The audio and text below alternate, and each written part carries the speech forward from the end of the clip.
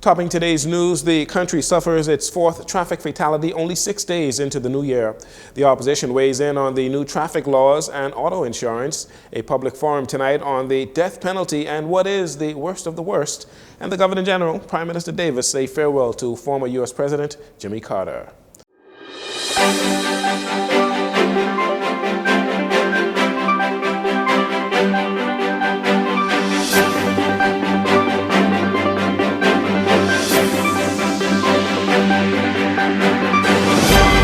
This is your JCN Evening News. I'm Jarino Saunders. It is a pleasure to have you join us. Just 7 days into 2025, and the Bahamas has already recorded its fourth traffic fatality. This time, the victim is a man on a scooter who was killed after colliding with a tractor-trailer on Carmichael Road near the SuperValue warehouse opposite the Sybil Strawn Primary School. The accident occurred around 10:30 p.m. last night. According to reports, the motorcyclist collided with the trailer as it attempted to turn into the warehouse.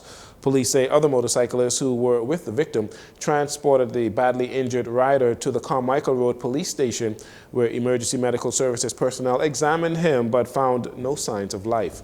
This traffic fatality follows two that occurred on New Year's Day that claimed the life of a Dominican male in a two-car collision that occurred on University Drive and an infant that died in a three-car collision on Grand Bahama. The third accident resulted in the death of a 15-year-old male on Bimini early Saturday. According to JCN's records, there were 63 traffic fatalities last year. That was up from 51 in 2023.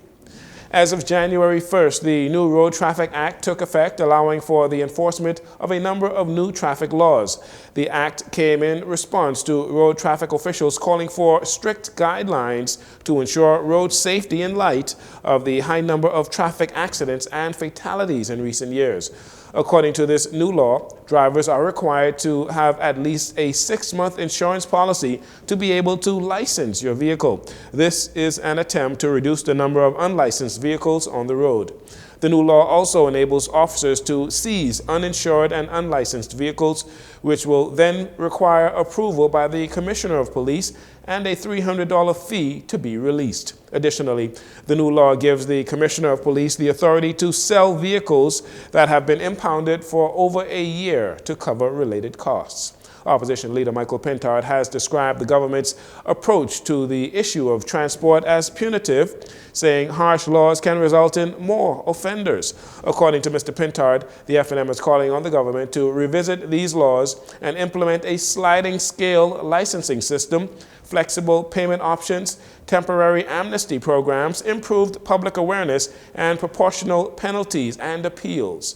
He also said the implementation of the streamlined licensing processes would simplify and digitize procedures, making the process easier for residents. Mr. Pintard is accusing the government of simply introducing yet another way to tax the Bahamian people.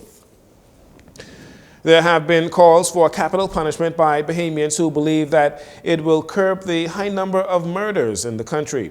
The Privy Council, the highest court of the land, says only those who commit crimes deemed to be the worst of the worst should be executed. However, the Bahamas has yet to define exactly what is considered to be the worst of the worst. This despite a number of heinous crimes committed in recent times. Well, tonight you can learn more about the issue as the Bahamas Bar Association holds a public forum entitled The Death Penalty, the Worst of the Worst. The forum will be moderated by attorney Jeff Lloyd and will feature a number of speakers, including Professor Karsten Zachler, SC, of the Bar of Ireland, Damien Gomez, KC, and fellow attorneys Reynard Henfield and Ty Pindermackie. The forum began at 6:30 p.m. at the Holy Trinity Center in Stapleton Gardens. The general public is invited to attend.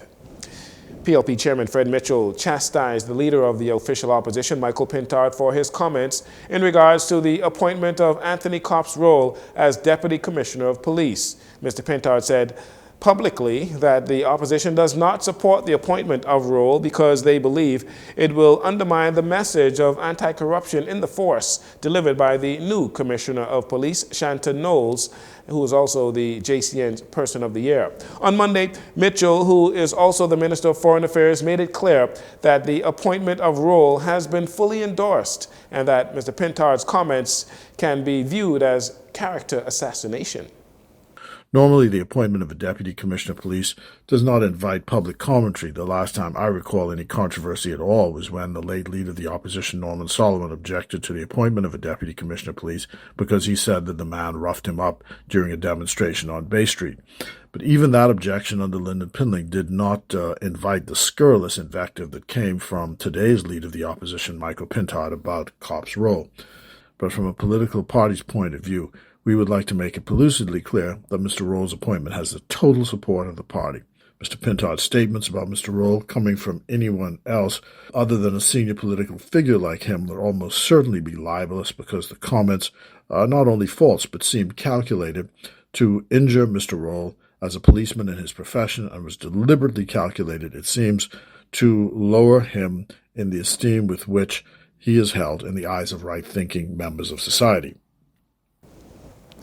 The POP chairman accused Mr. Pintard and the opposition of being prone to victimizing those that do not support them or who they deem to be their enemies. The FNM and its governments is cruel, mean, begrudgeful, and vengeful. Now the leader of the opposition, Michael Pintard, is making an excuse as he attacks Mr. Roll in his new post. But this attack, we see beyond it. It is entirely political and politically motivated, and it tells you what you can expect if Mr. Pintard is elected to higher office, God forbid. Vengeful, mean, crude behavior, slashing and burning everywhere, and destroying enemies like a lion, seeking what it will devour. Congratulations to Mr. Roll. Keep up the good work. Congratulations to Commissioner Knowles and to Deputy Andrews. Prime Minister Philip Davis, in a written statement on Sunday, also responded to Mr. Pintard's comments about Roll's appointment on Saturday, calling them baseless and irresponsible. And finally, in this segment, Governor General Dame Cynthia Pratt signed the Book of Condolences for former President of the United States, Jimmy Carter, on Monday at the U.S. Ambassador's residence, Sanford Drive. Also on Monday, Prime Minister and Minister of Finance Philip Davis signed the Book of Condolences for the former U.S. President while at the U.S. Ambassador's residence. Pictured during the occasion are Dame Cynthia Pratt and U.S. Chargé d'Affaires Kimberly Furnish and Prime Minister Davis, along with the U.S. Chargé d'Affaires Furnish, the new Commissioner of Police, and JCN's Person of the Year, Shanta Knowles, also signing the Book of Condolences on Monday. Mr. Carter was the 39th U.S. President. He died on Sunday, December 29th, at the age of 100. 6 days of funeral observances for the former president began on Saturday in Georgia. His national funeral service is set for 10 a.m. Thursday, January 9th in Washington, D.C., which will also be recognized as a federal holiday. You're listening to JCN News. We'll take a break here. We'll be right back after these commercials.